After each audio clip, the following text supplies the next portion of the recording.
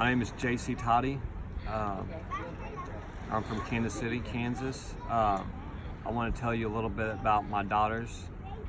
In 2013, as a stay-at-home dad,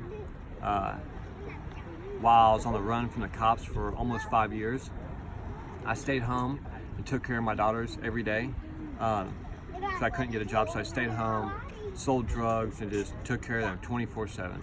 And so my kid's mom went to work every day, and she paid the bills. Everything was hers, pretty much. And in 2013, while I was gone, I was at my buddy's mom's house. She calls me at 5:20 and says, "I love you, the girls love you, you're the best dad, we're on our way to pick you up." So I was like, all right. So in between that time, she stops by our house, and takes my daughters inside and drowns them, holds them underwater until they're unresponsive. And then calls the cops on herself.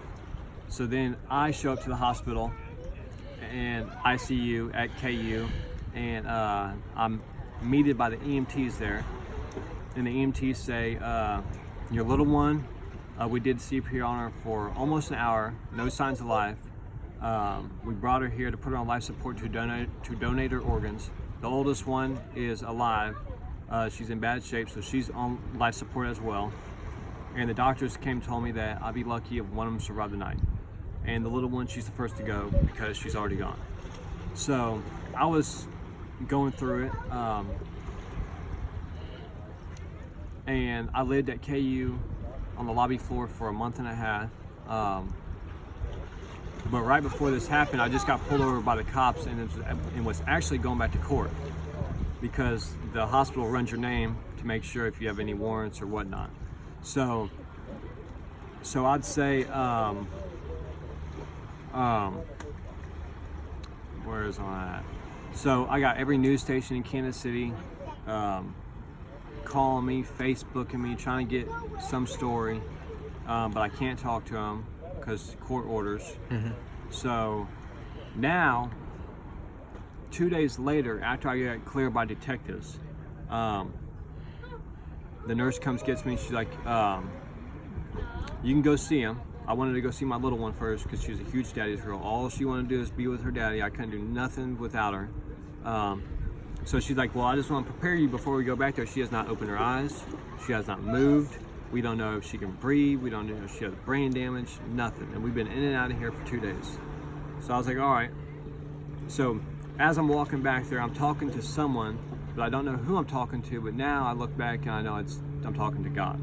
So I'm like, trade me places with her. That's all I said. So I went to her room. I sat down beside her. She has EKGs to her head, breathing tubes in her nose and her throat. I sat down beside her and I said, Jayla, Daddy loves you. You're gonna be okay. I won't leave your side. And I picked her up by the hand, and as soon as I picked her up by the hand, she opens her eyes, turns her head, and tries to get up. And her heartbeat just like kicks on the monitor. And the nurse starts crying. I'm crying. The nurse is like, I don't know what just happened, but you got to get out of here. You're exciting her. So I went next door to my other daughter and laid with her. And 4 days later, I was walking with my little one down the hallway, perfectly fine, like nothing happened. Glory to God. God gets all that glory, you know. So then, as a month and a half later, as we're getting ready to leave, we got KBC, DCF coming, and they take the kids because I've been on the run for almost 5 years. Just starting to go back to court. I don't have a house. The house ain't mine. The car ain't mine. I don't got a job. I don't got nothing. I don't got no family they can go to. Nothing. So they take them, and it was horrible because what their mom just did to them. Now you're pulling them away from their dad. You know, one tragedy after another. You know, so I was going through some things. You know, and I went from having everything to absolutely nothing. I mean, nothing. And so then I just went downhill after that.